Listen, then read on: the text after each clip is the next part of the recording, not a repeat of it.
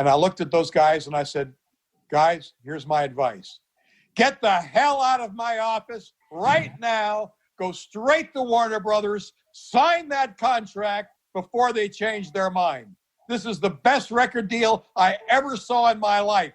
Get out of here. Sign that deal. And congratulations. And they did.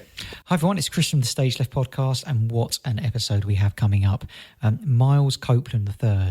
This is a man who was so kind of successful and influential in the music industry that when Donald Rumsfeld ran out of ideas whilst in a senior position as the Defense Secretary of the United States, called Miles up to go to the Pentagon to come up with some ideas about how culturally he could connect Iraqis who'd been bombed by America and the UK post 9/11 to kind of win over people from Iraq to the American way and vice versa. An unbelievable career this guy's had, you know, from managing the police to signing REM, to introducing the police at the Shea Stadium, which is a great story. Just so much to learn from. A real reflective thinker and looking at ways in which we can all develop ourselves and learn more from mistakes. He's kind of really big into that kind of learning from mistakes and learning from, you know, failures in inverted commas. And a really, really fun episode. Upcoming episodes include the first time we're going to ask back a guest that we've had on the podcast before. So John Watt from the 1975 is going to be coming on to discuss his new book. I have actually written the foreword for that book, and it's the ideal kind of introduction to jazz improv for any young musician. So my recommendation is, if you know any young musicians interested in jazz improv, kind of at the beginner level, if you like, this is the book for them. So John's going to come on and talk about kind of recent, you know, tours that they did just before the lockdown happened, you know, worldwide, playing incredible live shows.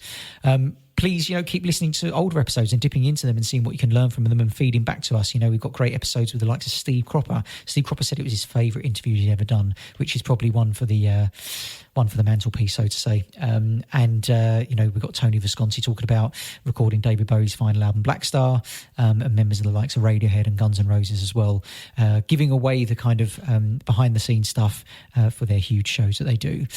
Okay, we hope you enjoy it. This is Miles Copeland III.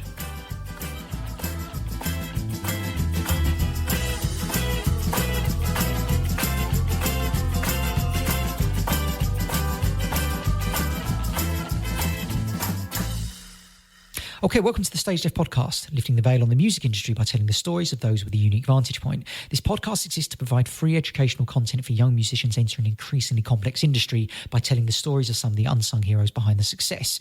Today, we are joined by a man who has shaped the music industry and popular music as we know it as a multi-dimensional entrepreneur, label owner and manager, Miles Copeland III.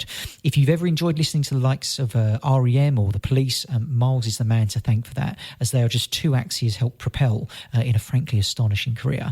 Today we'll be discussing how new musicians can avoid exploitation from the early part in their career, negotiating soundtracks with Francis Ford Coppola, being the son of a founding member of the CIA, managing the Police and Sting, and organising a European tour for the Sex Pistols. So it's a pleasure to say that our guest today on the Stage Left podcast is none other than Miles Copeland III. Thanks for joining us today, Miles. How's it going? Nice to be with you. And you're in LA so you're in LA at the moment, and you've obviously lived, you know, you went to university in Beirut, and you've lived all across the world. Where is home for you? When I ask you the question, where is home, what does that conjure up for you? Well, at the moment, I'm stuck in Los Angeles because of COVID. The British and the French and the Europeans won't let Americans travel to Europe. And we're sort of on, not really on official lockdown, but I've been here since... well, all year, basically. So it's got to me to start thinking about things like this, doing interviews and whatever, you know. So I'll talk as long as you like, because I'm bored. Good to hear. So are you writing your memoirs at the moment? Is that right? Yeah, I about the when we sort of locked down and the word got out that we can't fly to Europe, and basically America was written off by everybody. I thought, well, what am I going to do with my time? So I decided, well, some people have said you should do your memoir, you know, and I thought, well, why not? You know, so I started writing. And a couple of months later, I realized, you know, I've done it, and I then approached a couple of agents, and lo and behold, I've now ended up with placing the book with the British company called Jawbone, actually. We're going to put it out next year. And meanwhile, a guy named Lawrence Porter started doing a documentary on IRS records and my exploits leading up to IRS and something about after it.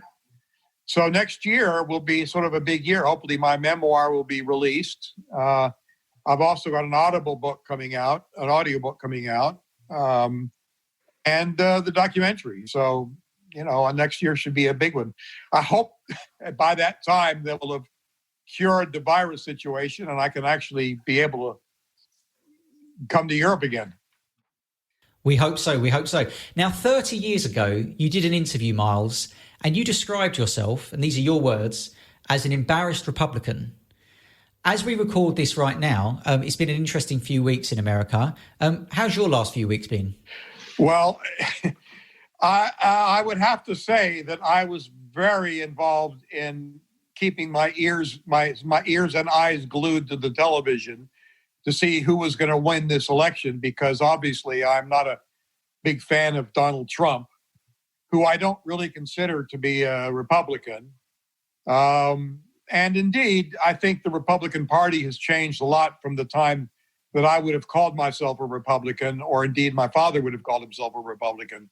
A lot of things have really changed. And Trump, I just don't see, basically he's just not a good guy. And I was pleased to see that he lost, but I'm not surprised to see that President Trump still regards himself as the winner, typical. So as we were recording this for our listeners, Trump has today said that he's won the election, even though it was kind of a week and a half ago, by the same distance which he called a landslide last time, so 306. So yeah, it's a bit of an unusual time to be fair.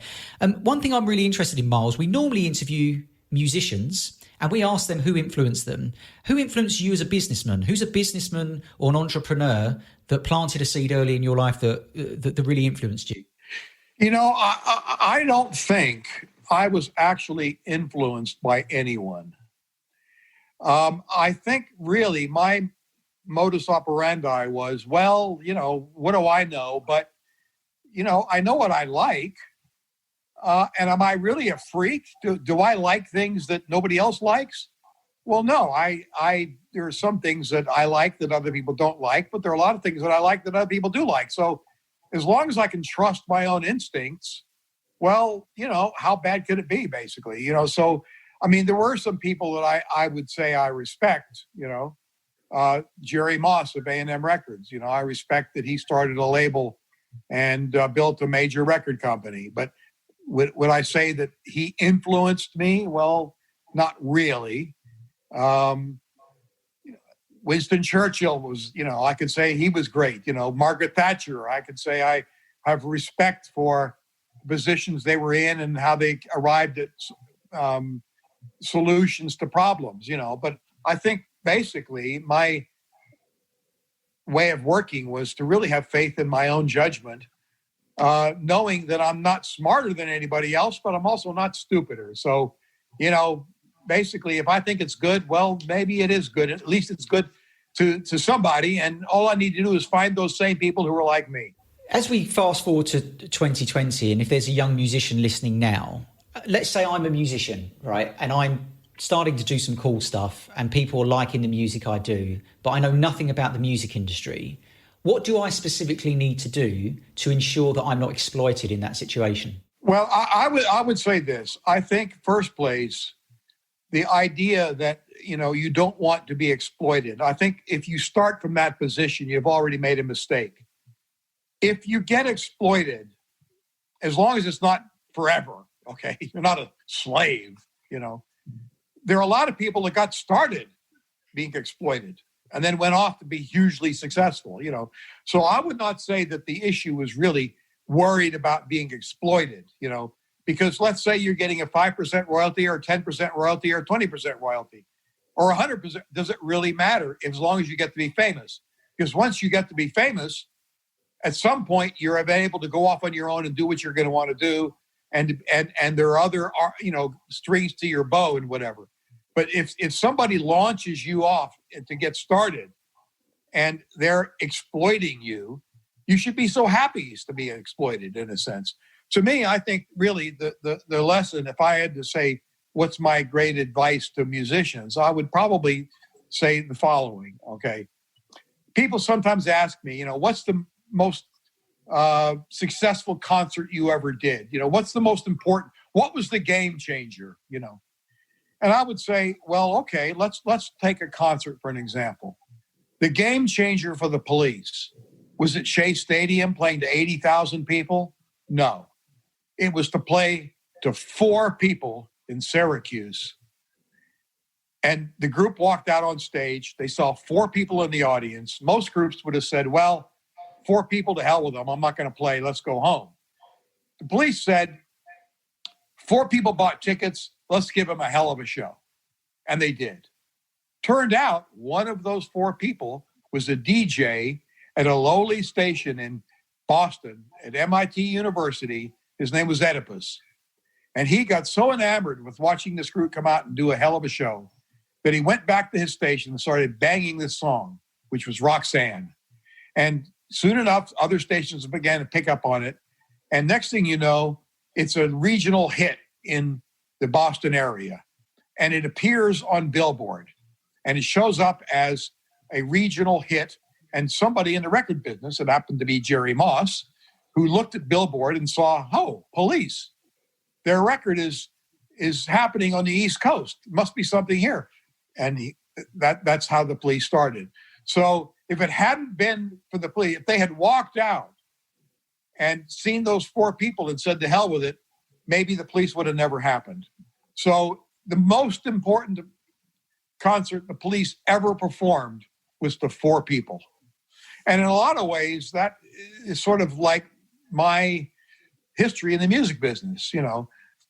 I paid for the Police album because Stewart was afraid that Sting was going to leave and that the whole thing was going to fall apart. And I said, well, let's do an album. And I figured, I knew a studio that in Leatherhead that would record for £1,000. And even at that time, £1,000 wasn't that bad to get a month in the studio. And I thought, well, I didn't have the money, but, I could probably rustle up £1,000. So I said to Stewart, well, let's make a Police album. And he said, okay, great. And that was his way to get Sting involved, and to say, keep Sting in Police.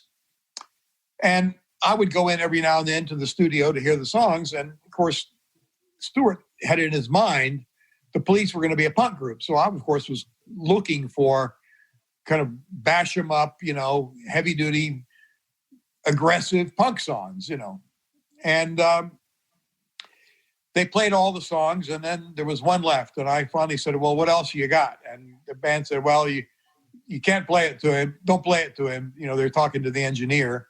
Don't play it to him because it's a ballad and he's going to hate it, Thinking, of course, that all I was looking for was some bang-up, aggressive rock song, Well, to cut a long story short, they're arguing back and forth. Guys, I'm here. I drove an hour and a half out to Leatherhead.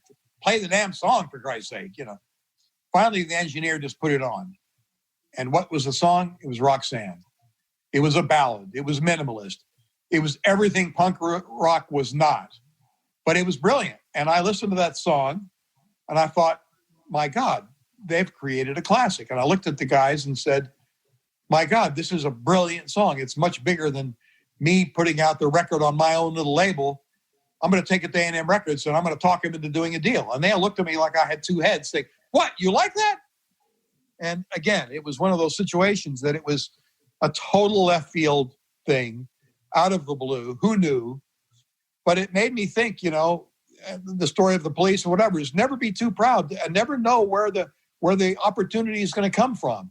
The main thing is make opportunities, be out there, do a show. If you think, well, nobody's going to show up at the concert, but only 2 people are going to show up. Well, you know what? Those 2 people might be the difference between somebody discovering you and somebody not.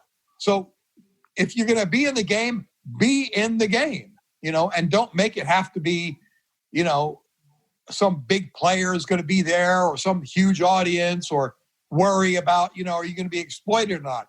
Be in the game. I'm really interested in if you're happy to share what your approach is to negotiation. So you talked there about taking something to a record label and saying this, this should be released, et cetera, et cetera. I know in the past you negotiated, I think, for your brother to write some music for a Francis Ford Coppola film as well. And, negotiation has been throughout your career. Where did you learn to do that? And what works? What are your tips around negotiating? I would say that negotiation was every negotiation is basically a common sense. And let's take the police as an example. In 1978, the police, nobody wanted to know. Okay, you had Stewart had been in Curved Air, Sting had been in Lax Exit, a jazz band, Andy Summers had been in Soft Machine.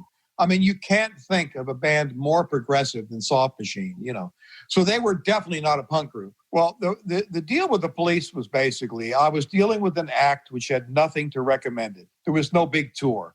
There was no fan base. There was no press. There was really nothing except the music.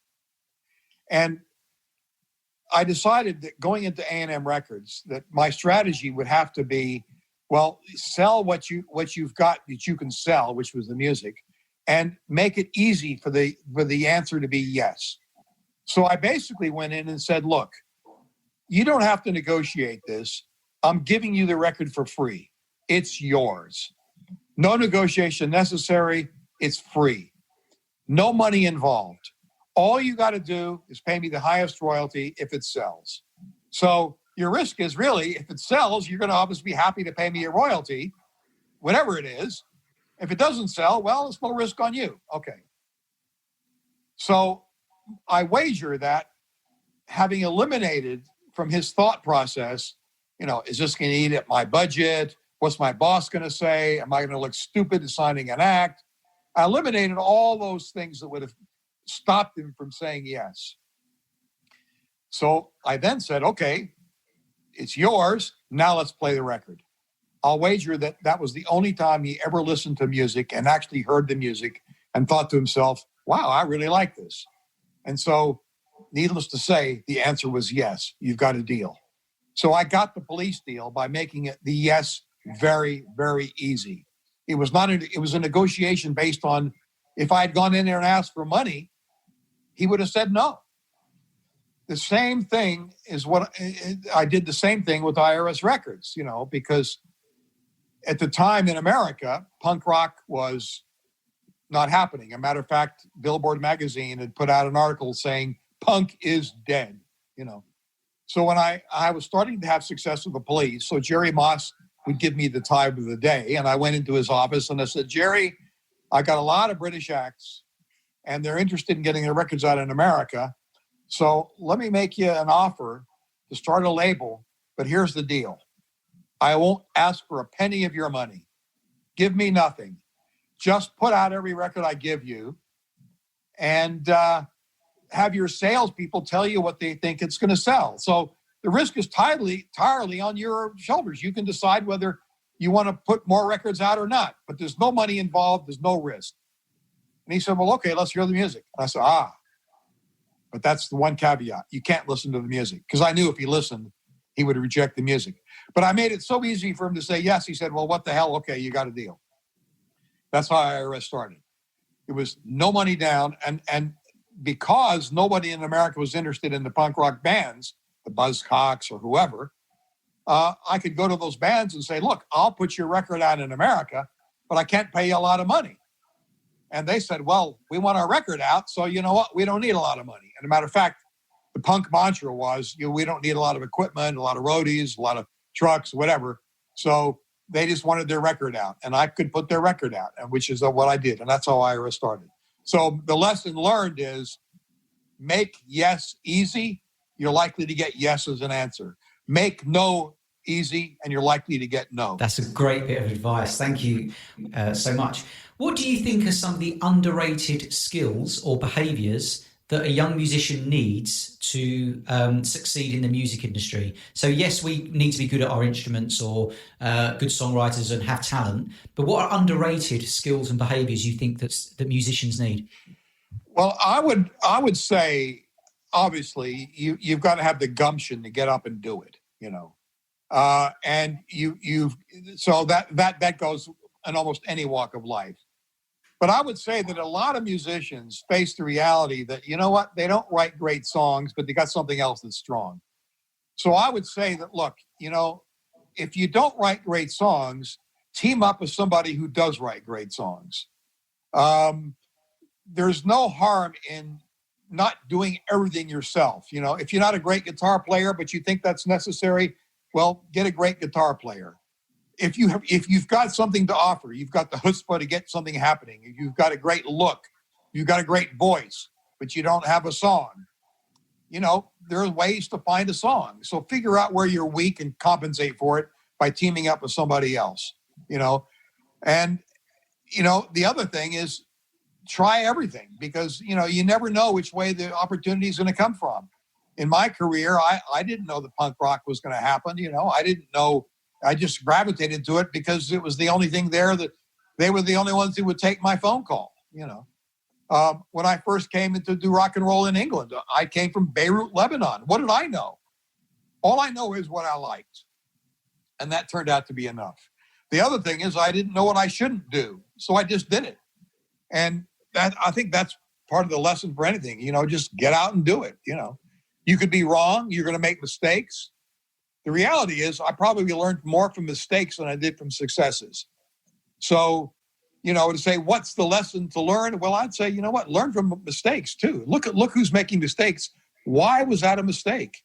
You can learn from that, not just from successes. I'm really interested in your fearlessness for things that could go wrong. So I think a lot of us can be quite inhibited and not have a huge appetite for risk out of fear of whatever it might be, how we're perceived, how things might not work out the way we want them to. But it seemed like you don't have a fearlessness. Where do you think that comes from? I'm not sure where it comes from, but I do know that my view was, look, as long as you keep shooting at the target, you might miss one,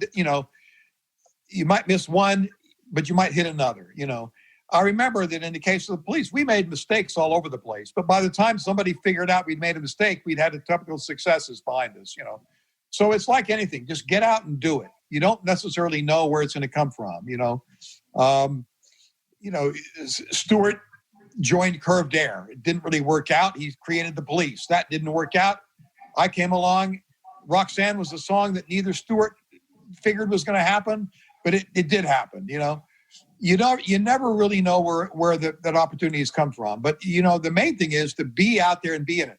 The other thing, I had a lot of acts that I would say were as equally as talented and could have been as big as the Police. But there was something stopping them. And I think partly it was an attitude. A lot of people were so worried about what their friends would think, or looking over their shoulder, thinking that, suppose I make a mistake. With the Police, they had an attitude, well, the hell with it. I don't care if I make a mistake, but we're just going to go for it. And I could throw out any crazy idea and they were predisposed to say, what the hell, let's do it. I had other groups that I would throw out crazy ideas to, and they would be, ooh, gee, I don't know if that's going to, ooh. They would think of all the reasons why it wouldn't work. So to the point that I said, you know what, the hell with it. I'm not going to offer any more ideas because they're probably going to reject it. With the Police, every now and then they would reject something, but they were open to crazy ideas, some of which worked. And many of them worked. And I'm quite interested in Jules Holland. So you obviously managed Squeeze, and I think it was you who identified he might have a talent for being a presenter. And now he's a national treasure in the UK and internationally. He's recognised for his fantastic show on BBC2. What was it that you saw in Jules Holland, and how did that happen? That's a very unusual connection, I would have thought at first. Well, Jules Holland was just like the Police in a way. And I think of all the artists that I look at, I would say Jules was probably the most like me, in the sense that he was what the hell, why not? As crazy it might sound, all right, Miles, you think I can be a TV guy? Well, all right, I'll give it a shot if you think I can do it. And I remember, Jules was always up for some crazy stunt. I remember one night, we were at a squeeze show, and Jules was a big fan of Ray Charles, who would, you always had these visions of Ray Charles with the dark glasses, sort of walking on stage with a cane and being ushered to sit down at the piano. So I said to Jules, hey, Jules, put on these dark glasses and let's pretend you're blind. And about halfway through the show, get up off your piano and kind of walk towards the edge of the stage so everybody thinks you're blind and you're going to fall off the stage. And he went, okay, that sounds funny. And so he did it, So halfway through the show, Jules stands up. He's wearing his dark glasses, just like Ray Charles, goes around his piano, starts heading towards the edge of the stage. And all of the audience started going, no, don't. They were all thinking he was going to. And just then, one of the squeeze guys comes up and grabs him just as he gets to the edge of the stage. So Jules was always up for a laugh. He was always up for, all right, why not? So when I went with him, he was a character. He was, you could say, Jules, I got this idea to do commercials for Squeeze. Would you do it? And you go, well, okay. And so we came up with the Argy Bargy commercials. You go, Argy Bargy, not Aggie Baggy, as some people would say. And he went off in this shtick, So Jules was the kind of guy that you could really, I would say I was inspired by Jules, just like I was with the Police. I could throw out a nutty idea, and he was predisposed to say, all right, why not? Let's do it. So some of these nutty ideas we could do. And one of which was, Jules, I need a guy who can interview the police and not be intimidated and who can be different, because I just don't want to use one of those old TV guys like you always see on TV. How would you fancy being the guy interviewing the police for our Montserrat special? And Jules said, well, if you think I can do it, I'm game. What will the band say? And I call up Sting and I say, I'm thinking of Jules doing it. And he said, well, I like Jules. All right. What the hell? What the hell? So it was really a what the hell. So we took Jules, and it was like fish to water, and Jules was brilliant at it because he didn't worry about what his friends would think, and is this the right move? He was game to try. And I think for me as a manager, both in the case of Jules and in the case of Sting and the case of the Police, that attitude of what the hell, why not? Let's give it a shot. How bad could it be? Well, all right. That kind of attitude inspired me to keep thinking up ideas. And Jules was a great beneficiary of that. And of course, look at him now. He's a national treasure because he had that open mind, just like the Police did. And I had a lot of bands and a lot of people that were talented too, but they had closed minds. They were so worried about, well, is this the right move for me? And, what are my friends going to think? And they didn't do it, Jules did. And I'm very proud of him, and I'm very proud of what the Police accomplished. Such a great answer and such a great insight. Yes. Let's talk about Sting there, because you mentioned Sting and the Police there. He had an open mind as well by the sounds of things and would try new ideas. Does that change when someone gets to a certain level of success and that they actually become more safe and not risk it, not willing to take so many risks because of a particular audience they want to, or demographic that they want to appeal to? Have you seen that at all? And let's talk about Sting a little bit. Is he someone who continues to take risks for you, or has he changed? I think Sting was always open to ideas until around the Brand New Day album. I came up with the idea of Sheb Mami and the rye music, and he was open to that. Surprisingly, Sting was always sort of a musical. He was very educated musically, I would use the word musical snob and not as a negative word, because he really did know music, he knew music. He was an aficionado of music, he appreciated music, and when I played him Sheb Mami, he appreciated Sheb Mami, I also played him Clandestino by Manu Chao, which he didn't really understand or go for, which was a mistake in my view, but still, he went for Sheb Mami, and it ended up with Desert Rose, and it was a brilliant merger of styles, and I think he did very well with that song. And but later on, I think a lot of people around, I don't think he necessarily changed, but I think a lot of people around him changed, and everything Sting did could be big, So if Sting said yes to something, It meant somebody's charity could all of a sudden be big, or it meant something could happen. So the pressures on everybody else around him were such that, people began to poo-poo ideas that I would have had. And I was always, hey, what about this? What about that? And I think in a way, things did sort of change, but I don't know that I would lay the blame at Sting. I think I would lay the blame to the people around him that became more fearful of making a mistake. Whereas I figured if you made one mistake, you could probably have two more successes, which would cover for you in the meantime. So I was never one to worry about mistakes. I was always one to think about, well, let's try this or let's try that. And Sting was always, I have to say, from the very beginning, he was always pretty open to some pretty crazy ideas. There's a theme here about appetite for risk and risk-taking and not caring what other people think. Very, very interesting. You once said that overexposure was, once something you'd worry about, and now that's changed. Why would overexposure be an issue in past eras? In the times where there was only 4 TV stations in England, when I first got to England, there were only 2 TV stations. If you were on it all the time, you could be overexposed. There was 1 radio station. Now you've got the internet. You've got countless radio stations, you cannot be overexposed. It's impossible to be overexposed because there's so many outlets for exposure. And the reality is that, what in the past I might have said, well, you're going to be seen every which way. Every time I turn on the TV, I'm seeing you. Well, that's pretty impossible to have happen now. So the danger today is to be forgotten. So you turn on the radio, you don't hear the person. You turn on the TV, you don't hear the person. Now you want to be on as many places as you can because the likelihood is you're not anywhere else. So exposure is a completely different animal than it was back in the early days where you only had 1 or 2 TV stations or 1 or 2 radio stations. Now there's so many outlets that if you want to be relevant, you've got to be relevant on all of them, because really the person listening is going to be flipping back and forth between so many different places, and you're not going to be on all of them. In the relationship between artist, manager, producer, and record label, who has final say in regards to what a record should sound like? In reality, the artist has final say. However, some artists don't have the strength or the belief in themselves enough to be able to say, screw you, I'm doing it my way. It's my way or the highway, or I'm not doing it.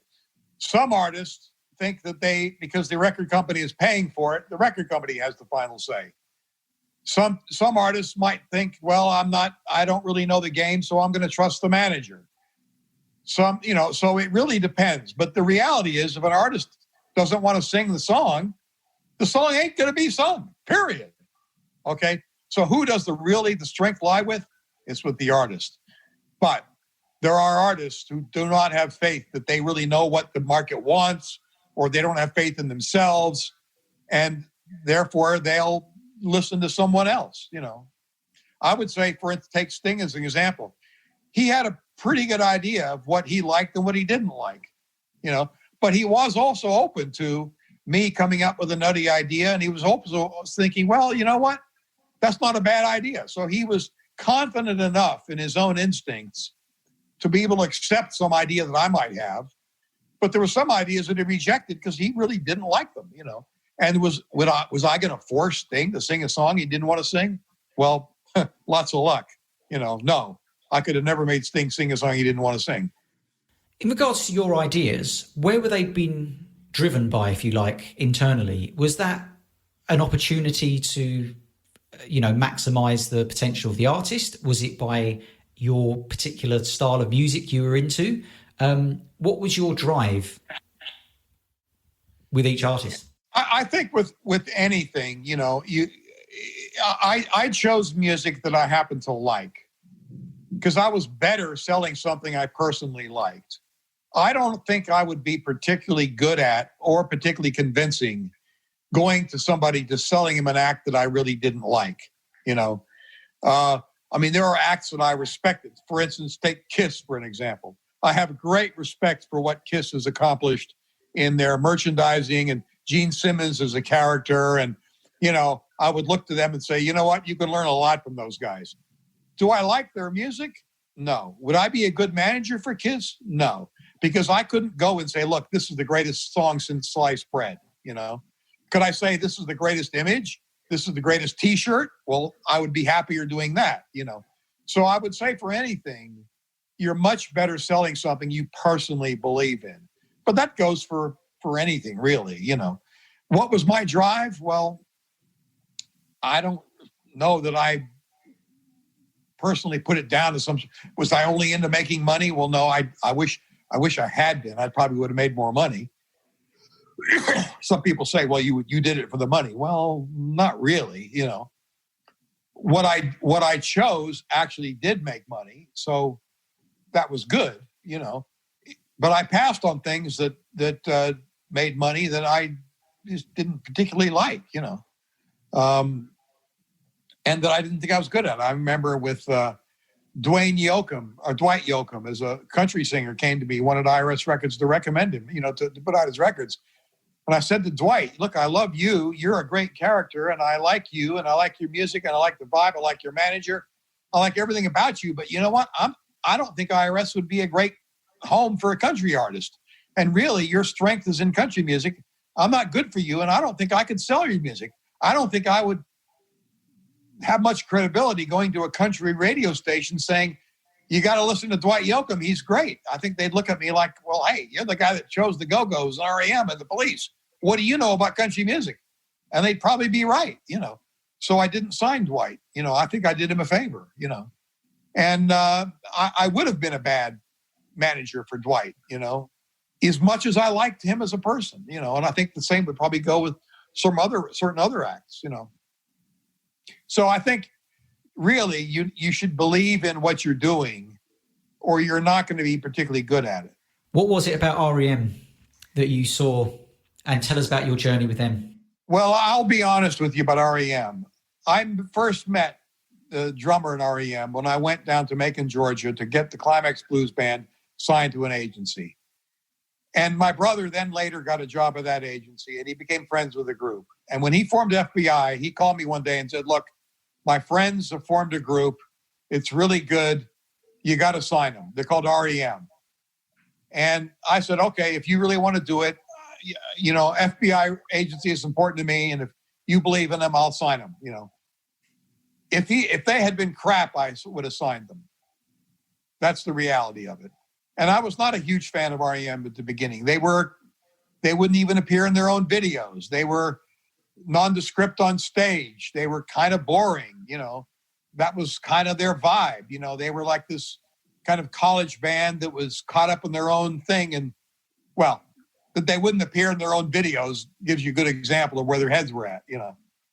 So I wouldn't have said that I was an instant, oh, wow, REM, they're great, you know. No, there were people in the company, you know, that liked REM and saw something I didn't see, but I was predisposed to put the records out because, again, it was cheap. I think the first album was $25,000, you know, and when they never asked for anything more. You know, the next album was $50,000. The next was $70,000.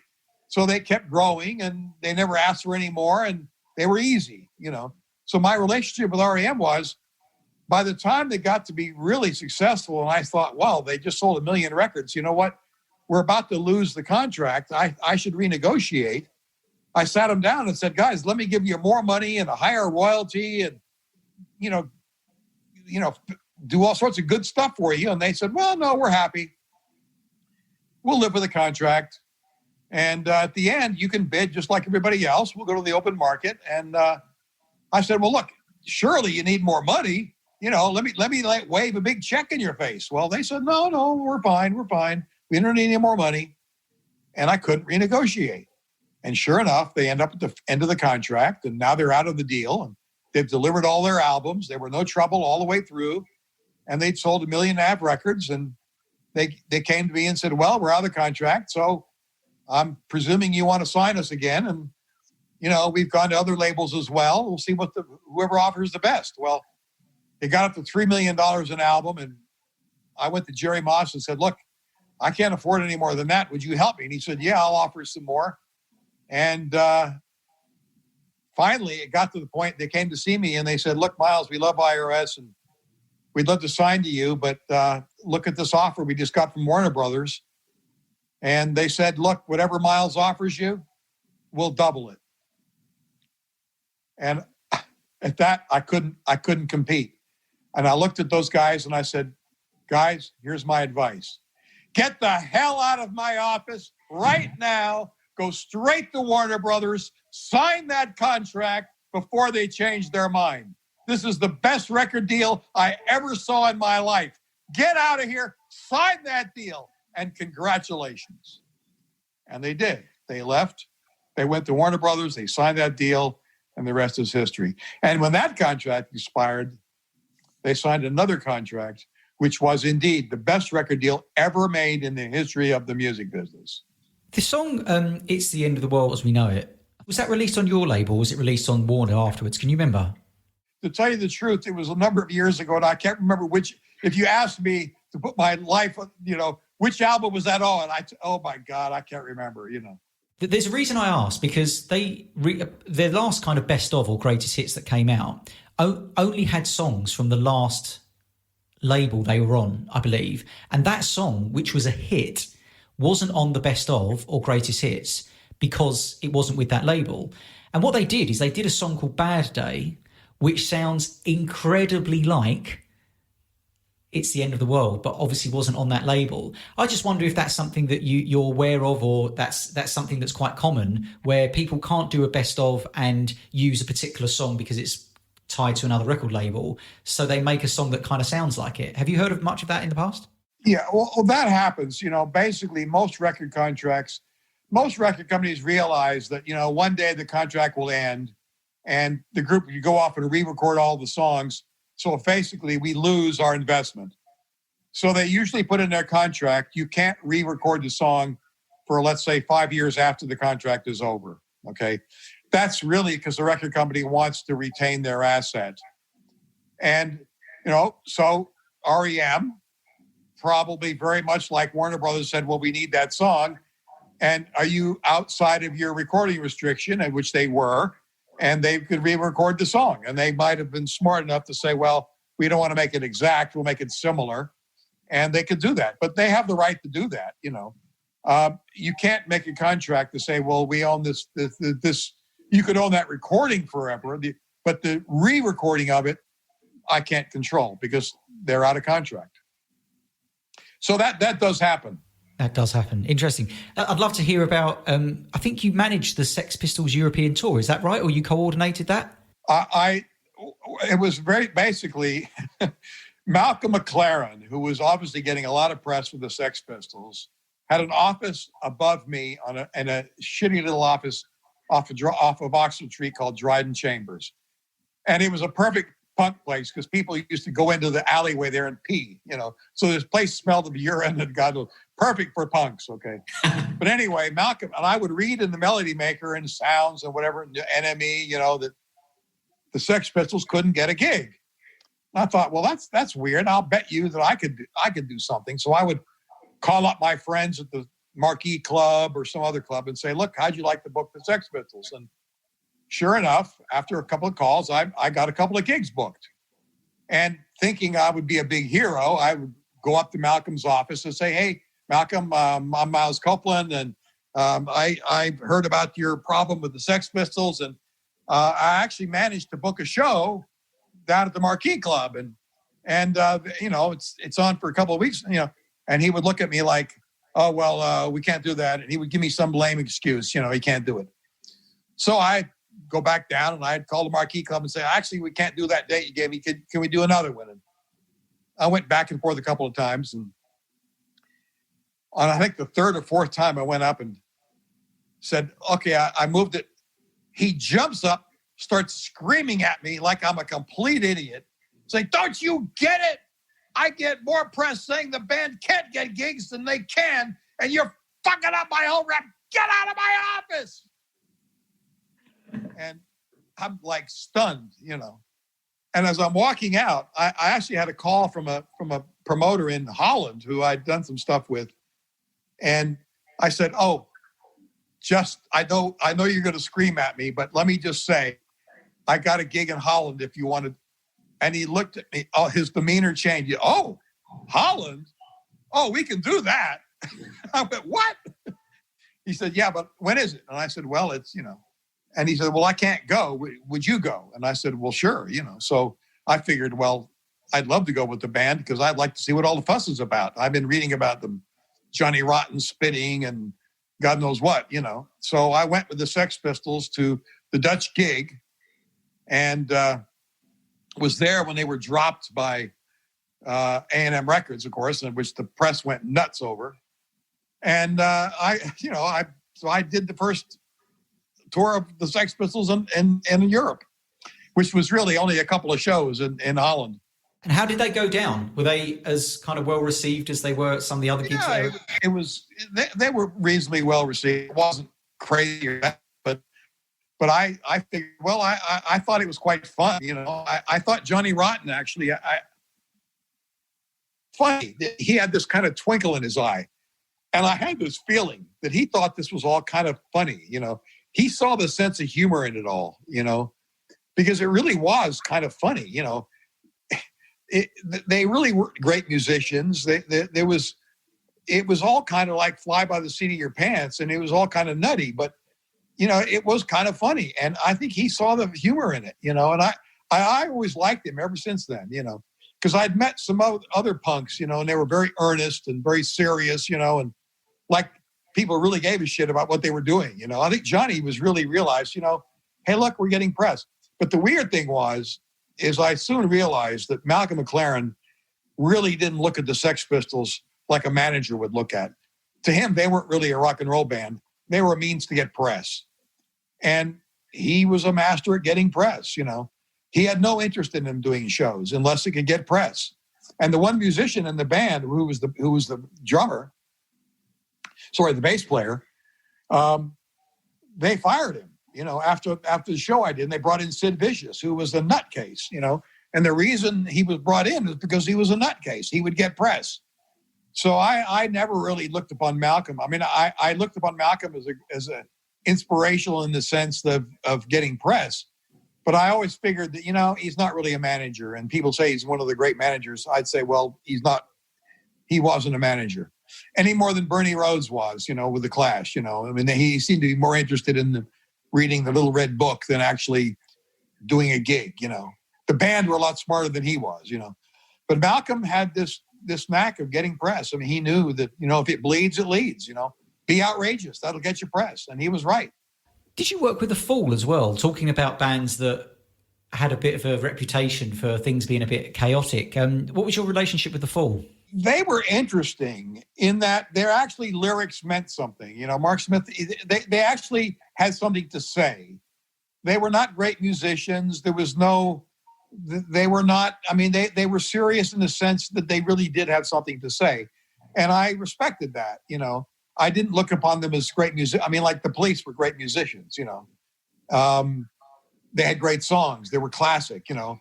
Whereas The Fall was more about what they had to say, the stance, the position they took. So they were socially significant, put it that way, you know.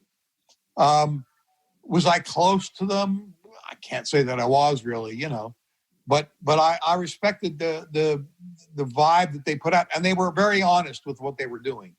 I'd like to talk about, we talked about negotiation earlier. Tell us about Francis Ford Coppola.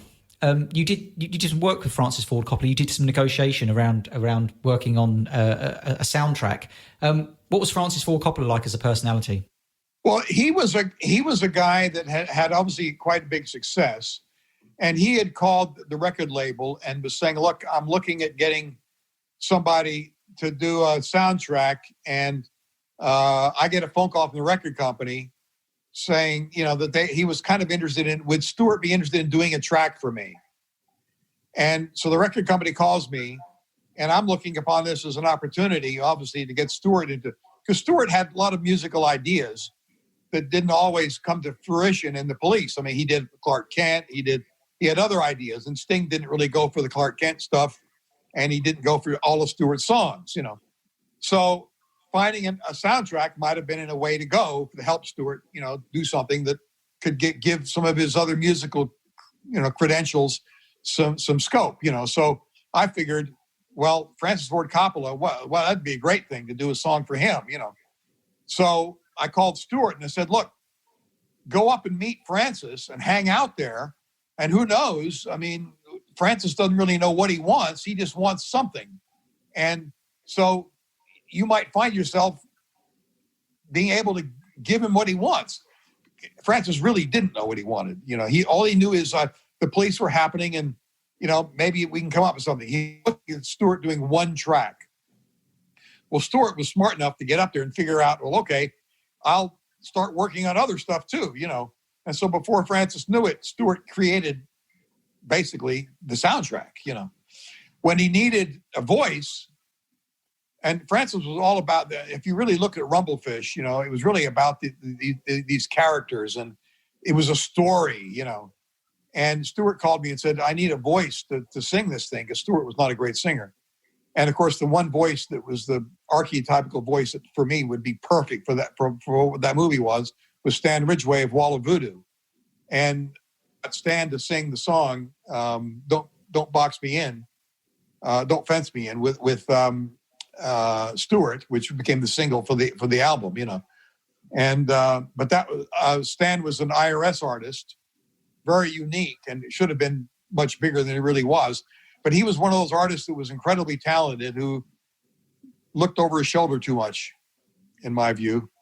Interesting. I was particularly interested in, earlier you kind of said that, we can get some setbacks in our careers. And I do think having that kind of resilience and bouncing back from challenges is really important in the music industry. It's a challenging industry.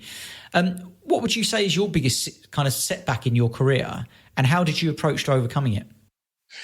Actually, let me go back to Stewart a bit. I would say with Francis, what Stewart did was what I think I would do, and where I think it worked for Stewart. He ran with the ball. In other words, I threw a small ball his way.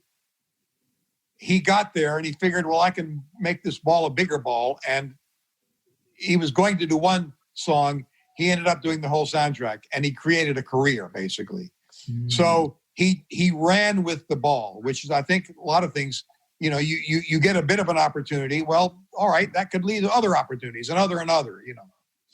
In the case of myself, you say, what was the thing that changed everything? And I would say, I would probably have to say it was a tour I did. I first got into the music business with artists that made great music, but they didn't really write hit singles, and they really weren't great singers necessarily. And that was Wishbone Ash and Renaissance, the Climax Blues Band. They were not bands that they weren't like Sting. They would just churn out hits, So I figured, well, the way to make them happen was the concerts. They could build slow, inch by inch, getting more and more fans, because they could really play, and the music was great, And I created this. I figured, well, if I'm going to make success, what better way than to piggyback off somebody else's success? So I would book big bands to open the show or be part of the show, and put Wishbone Ash opening for them, and put Wishbone. So I would put like Wishbone Ash,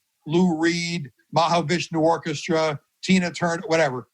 And the vibe would be, you see this poster and it says Wishbone Ash in the same breath as Lou Reed, for instance. So your assumption was, well, Wishbone Ash must be big, So I created this tour called the Star Trekking Tour, which was basically based on this idea of paint your smaller acts with the bigger brush of these bigger acts.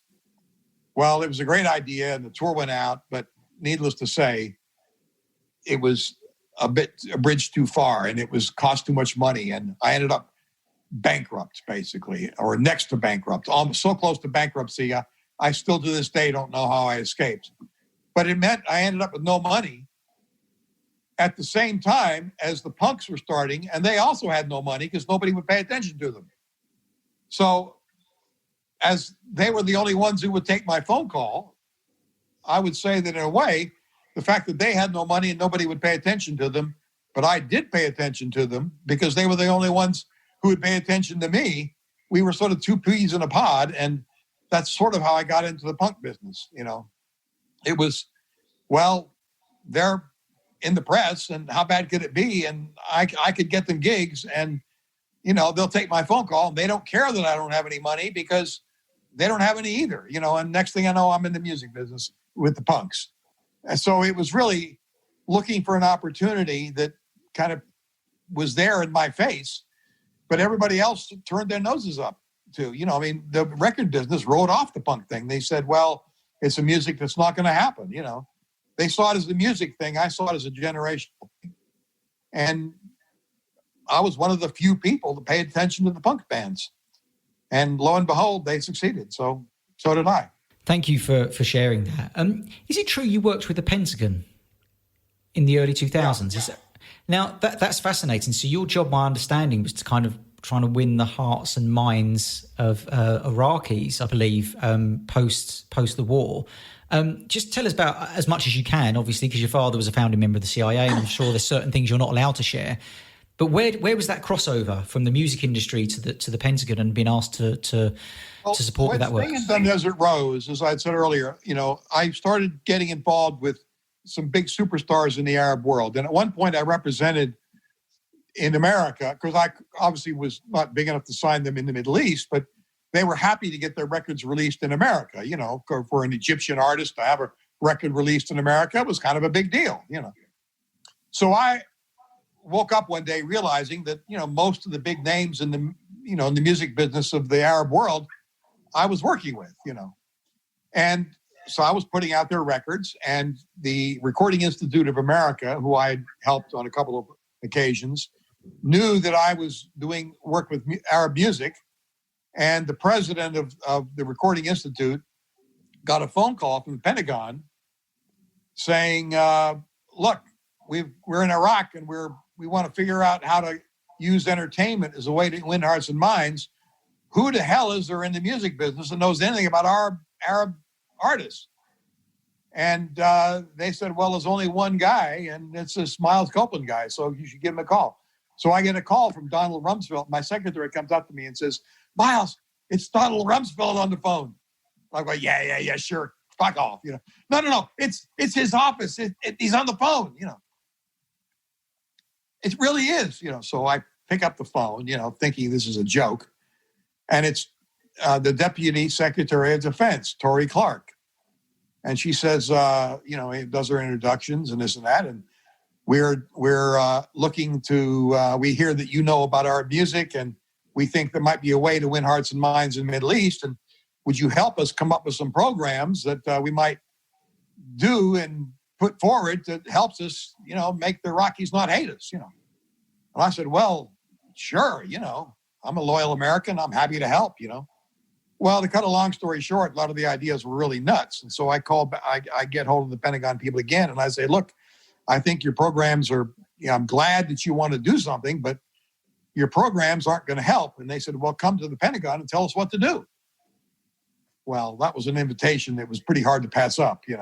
I'm thinking, one day if I ever write my memoir, which, by the way, I have written this, the Pentagon chapter will definitely be an interesting story. So off I go to the Pentagon in my Brooks Brothers suit and looking as straight as I could be.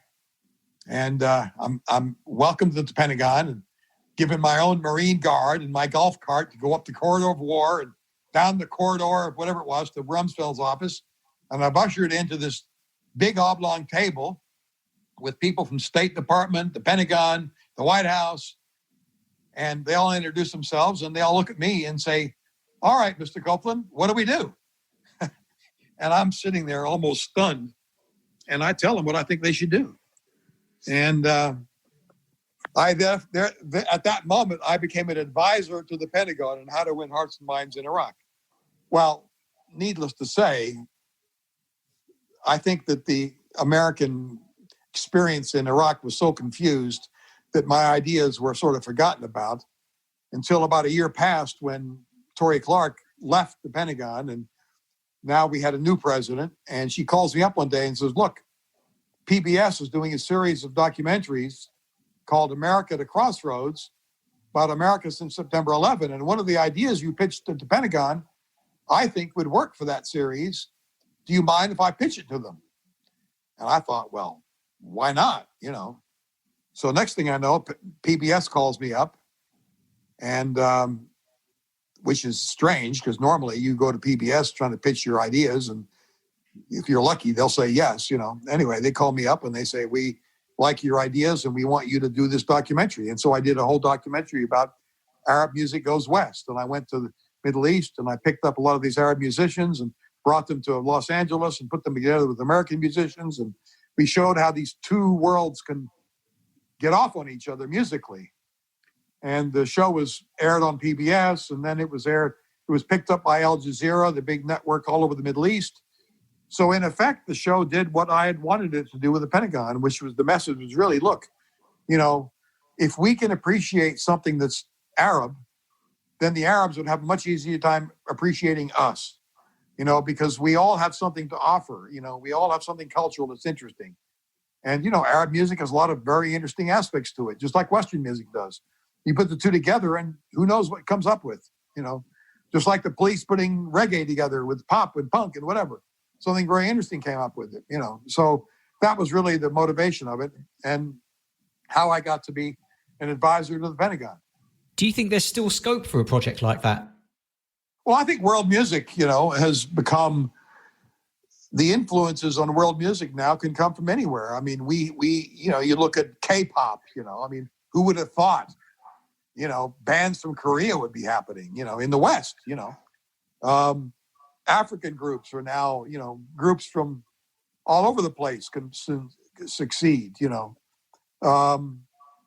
So I think what's happened, the world in many ways has become, more international, at least to a certain segment of the population, I think there's still a lot of insularity, there are people, as I watch, the news right now, I watch interviews with Trump supporters, for instance, and find they only watch one TV channel, they only watch Fox News. Well, of course, they're only getting one bit of news. If I only watch Fox, I would have a slanted view. The fact is, I listen to Fox and MSNBC and BBC and all these different things because I want to get all the inputs and then put my own common sense on top of it. If you only listen to one resource, you only get one resource. I'll tell you an interesting story about what I was told about British music. I was told back in the progressive rock era, why are British acts so much better than American acts? And the people said, well, it's because we only have one radio station here in England. It's the BBC. And if you listen to Radio 1, you're going to hear jazz, you're going to hear blues, you're going to hear pop, you're going to hear all these different kinds of music. And each one might leave a little mark on you, like little influence on you. You might not even knowing you're being influenced. Whereas in America, if you're into country music, you can tune into a country station and all you are going to hear is country music. You're not going to hear blues. You might not even know blues exists. You're not going to hear jazz. You're not going to hear classical. You're only going to be exposed to that one narrow bit of music. And therefore, your resource space for what you're drawing on to come up with music is going to be limited.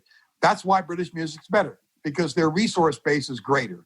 And I'd say the same is true for world music, because the resource now is Gabon, Nigeria, Tibet, China, wherever, your resource base now is India, all these resources, all these places that instruments are different, vibes are different, beats, all these different things are different. And you can take a little bit from here and a little bit from there, like a chemistry set. You take these little bits here, and a lot of the greatest mistakes, if you go back to history and you look at the greatest mistakes, a lot of them are, a lot of the greatest inventions were the result of a mistake in the laboratory. Who knew, And I think that mistakes, by putting things that don't belong together, sometimes you end up with something brilliant. In a way, that's what my career was really, a lot of that. I did well with mistakes. Roxanne was a mistake, You worked alongside and been in close proximity to some of the most powerful people in the world, I'd actually say. What collectively is their biggest weakness? I think there are two weaknesses in people. One is they don't listen to their own instincts. And two, they don't listen to good advice when they get it from the outside. I know, for instance, I'm much better telling people what they should do than I am at paying heed to my own advice. And I look back at some of my mistakes and I think, you know what? I've told people not to do that, yet I did it. So I didn't follow my own advice. There were other things where I look at people that failed and I think, well, you know what? They were given good advice, but they decided not to follow it, either because they wanted to believe something. A lot of these Trump followers, for instance, they want to believe he's a savior, religion, people want to believe that, Jesus is the son of whatever, So wanting to believe doesn't make it true. A lot of people don't have faith in their own instincts. And, but then again, you take somebody like Trump and who has only faith in his own instincts, and which sometimes they're wrong, So I think it's probably a combination of not listening to good advice and not taking your own advice. If you were made the president of the entire world music industry, what law would you create to make the industry more fair? Well, like I say, you look at somebody and you say, you go back to the early days of Virgin Records or something where Richard Branson was paying out some ridiculously low royalty, Tubular Bells, I think, was famous for like a 2% royalty or something.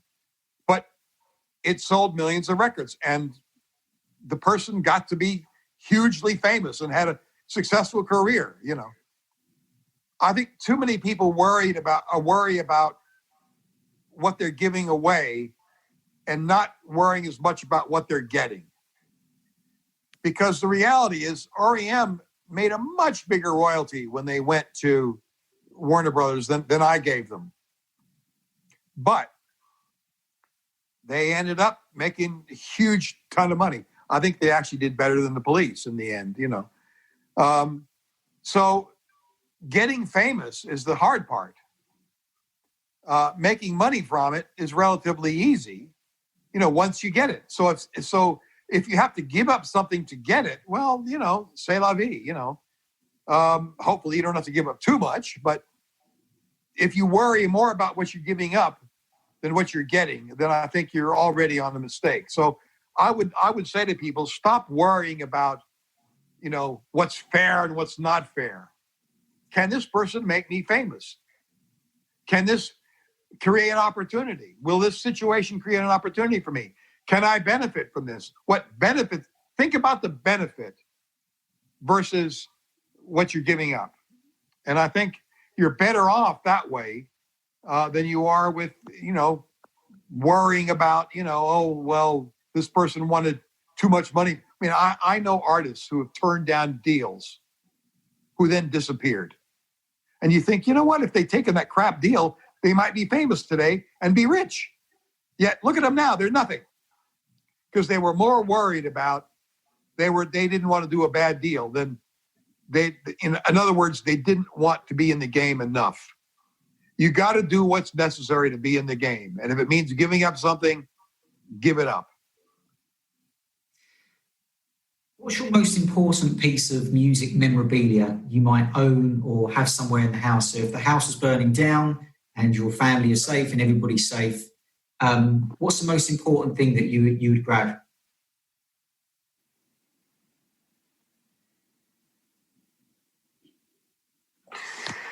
Well, thankfully, I don't have one. I would hate to be so narrow as to think, well, that one thing is what I have. I've been somebody that has been involved in a lot of things, and I think people might say, well, that's not good. Well, I'm thinking, I'm active. I'm interested in a lot of different things, and I think that's probably why I've done well at what I was doing.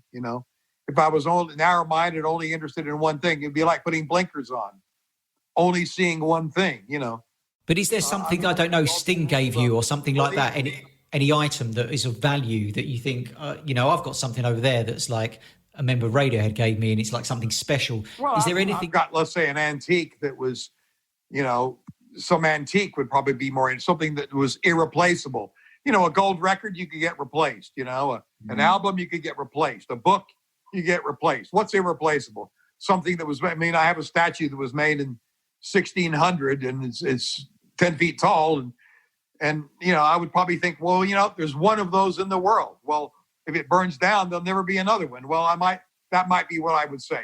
You know, some painting. You know, if I had the Mona Lisa in my house, you know, would I take that? Because once it's burned down, well, they're copies, but it's not the real thing. You know, but most things in the music business, you know, I mean, the songs live. Like, you know, I walk into a restaurant and I'll hear General Public, or I'll hear Squeeze, or I'll hear Jules Holland, or I hear the Police. You know, those songs live. You know, the Go-Go's lives. You know, there was a documentary the Go-Go's did a couple of months ago on Showtime, and I turn it on and they're the Go-Go's. You know, older, wiser. I even contributed to it. You know, but those songs will live forever. You know, the Bangles, Lords of the New Church. You know, a lot of bands. Some bands I'd forgotten about, you know, Fashion, you know, Sham 69, you know, they live forever, those bands. That's one of the great things about music, is that, you know, when I'm gone and all these bands are gone, you know, 100 years from now, people will will still listen to Roxanne, you know. What's your view on hologram shows? So imagine a band that you managed, you know, the singer passed away or key member passed away, and now it's likely in the future that you will be able to go to these concerts where there's like a hologram, and they exist already. What's your view on that, on the moral stance on that, and whether that's a route that the human race should go down? I don't think there's a moral stance on it. I mean, I don't think it's an issue of morality. I mean,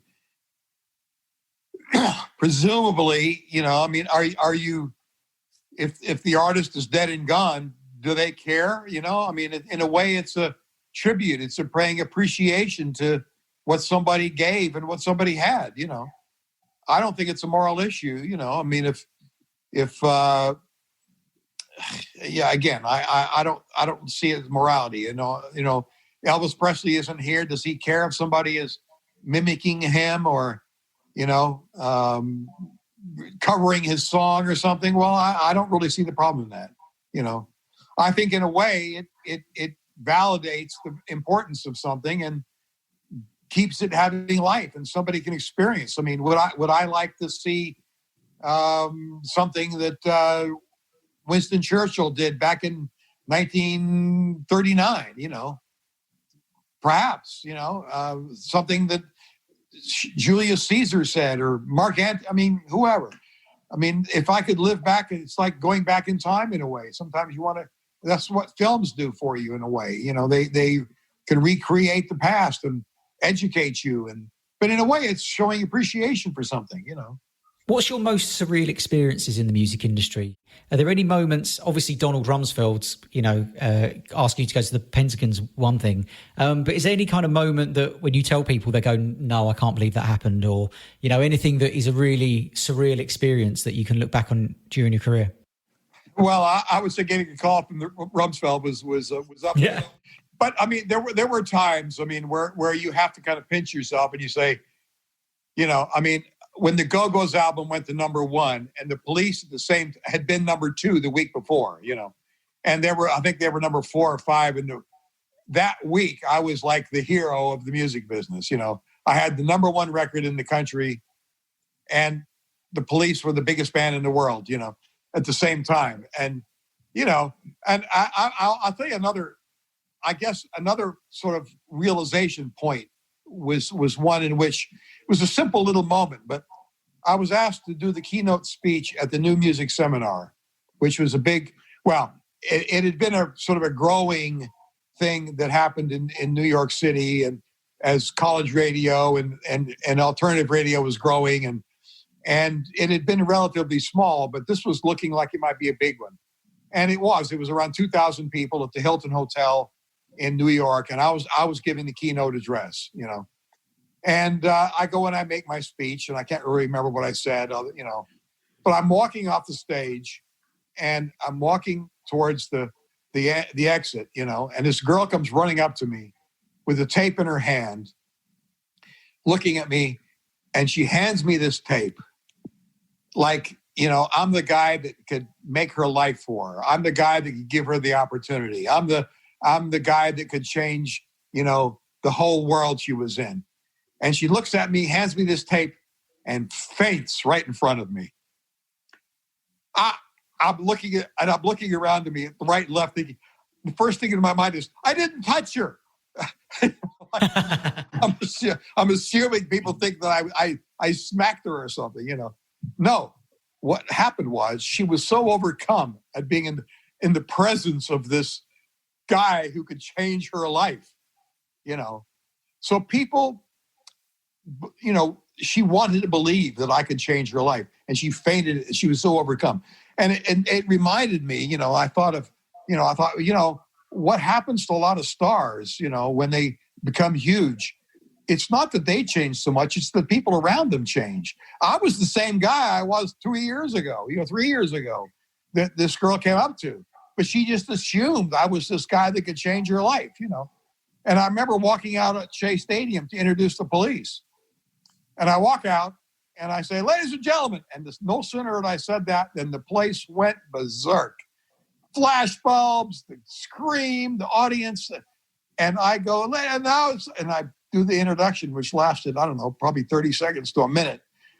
And the intensity was so much, I walk off the stage and I'm shaking at the side of the stage, thinking to myself, my God, what an experience. And then I saw those guys walk out on the stage.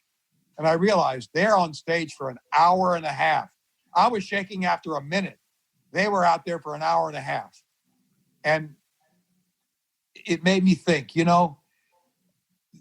why a lot of stars gravitate to other stars is because other stars know what they went through. And the average person comes up and they don't know what to say to you, how can this peon speak to you, this big honcho, Well, you know what?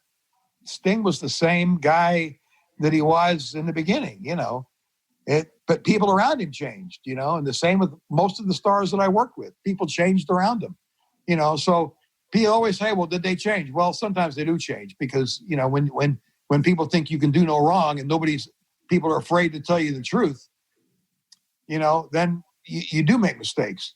And which leads me to another point I would make, with Sting particularly. It was one day I go into the album Before Brand New Day, and I went in late. I figured, well, Sting knows what he's doing. And I went into the studio and I heard songs that were all great, but you know what? They didn't have that kind of hook element to them. And I thought, well, Sting, where's the payoff here? Where's the middle? I'm not hearing the chorus right. And Sting said, well, tell me what you're talking about. And he played the song, and the middle break would come, and I said, well, there's the chorus. He said, no, that's the middle. And I go, but where's the chorus then? He'd play it to me, and I go, well, that's not really a chorus. It's kind of like a continuation of the verse. And he says, well, I like the way it is, and I'll pay the price of it. And I knew he was honest, and he would pay the price of it. And he leaves the room, and I go up to the engineer, Hugh Padgham, and I say, Hugh, am I right? Or are these songs great, but they're missing the payoff, where you want the hook to happen? He said, Miles, you're right. I said, well, I'm right? Why didn't you say that to Sting when you're recording the song? He said, well, I can't say that to Sting. It's Sting. What right do I have to tell Sting that his song needs? I said, because that's your job, isn't it? Isn't that the job of a producer? Well, he was afraid to tell Sting the truth. And it made me realize that the next album, I better go in right at the beginning and tell Sting the truth. And that's when we came up with Desert Rose. And that next album was Sting's last really big album, because he went back to writing, the hits and writing songs, because I was not afraid to tell him the truth. And Sting was always one who wanted the truth, And, but the reality was people around you tend to change, and they're afraid to tell the truth. And that's the reality. And we're seeing it in Donald Trump right now. He fired everybody that would tell him the truth. So he's only got sycophants around him who tell him what he wants to hear, You're writing your memoirs at the moment, or have been. Is this the closing chapter in your career, perhaps, as you're in that position at the moment? Or what is it that you more want to give to the music industry or to the world? Well, I do work with Steve Vai on a project, on a guitar project called Generation Axe. I'm still interested in the guitar as an instrument, and I'm interested in music. I continue. I'm obviously interested in politics, which is why I've been glued to my TV set watching what's going on with American politics. I can't say that, if somebody came across tomorrow and I thought they were really incredibly talented or something, I might say, all right, I would go back into management, but I'm not actively looking. I don't go out to clubs. I'm not really doing that. I'm interested more in codifying what I did. I thought writing the documentary was actually kind of fun. It reminded me of things I'd forgotten about. It's amazing how much you can forget, Also, it reminded me of groups that I really did like, and I wondered, why did that not happen? It made me think, a lot of reasons why things didn't happen and why things did happen, And as I say, I think a lot of times it's why something didn't happen is actually more interesting than why it did. Success is illusory, but, failure, you can actually learn a lot from failures, And things are changing, but I think the main thing is that my sons actually are in, my youngest son is into the music business, and I always say, the basic thing is this: look, if you want to be in the game, be in the game, and it doesn't really matter so much how you're in it, just get in it. Don't worry about the side issues. Get in it. So if he went out and he did a soundtrack but made nothing from it, but got to be famous from it, and then got more soundtracks from it where he did get paid, I'd say, well, you know what? That one where you made no money actually did make you money, but it made it in another place, One of the other things that I do that is fun is I do a songwriter retreat in France every year associated with ASCAP. And they're actually responsible for inviting the people. But they bring all these songwriters together, and it's a collaboration thing. And you really do understand the value of collaboration. It's like you put one and one together and you get three. That's where collaborations are really interesting.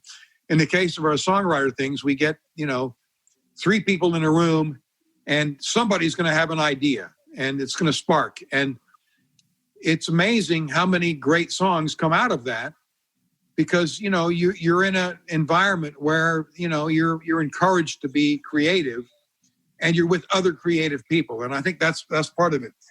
Part of what you want to be in. You want to be in an environment with other creative people. And I think that helps a lot. Sounds like some exciting things are coming up. So I just want to thank you so much for your wisdom and your knowledge, and the ideas that you're sharing and supporting young musicians by appearing on this podcast. We wish you all the best with the songwriting camps. They sound great. The work you're doing with Steve Vai, the memoirs. Hopefully this all goes away soon. And next time you're in London, you have to come to the Grout Show, to one of our live nights, and I'll do the Roxanne drinking game with you. All right. Fine. I'll talk to you again next year when the documentary's out and the book. Maybe you could think of some more questions for me then. I'm happy. I'm always happy to talk. So that was Miles Copeland. Wow, what an interview. What an interesting man, and so much we can learn. Something different, I think, on the StageLeft podcast than what we've offered before. We hope you really enjoyed it. Please make sure that you subscribe, and if you can, like us on Facebook so you can keep in the loop of more episodes. Follow us on Twitter at the StageLeft Pod, and we've got loads of behind-the-scenes photos on our Instagram page as well from when we do some of the interviews face-to-face, and now we're doing a few online. We hope you enjoyed the episode, and we'll see you next time.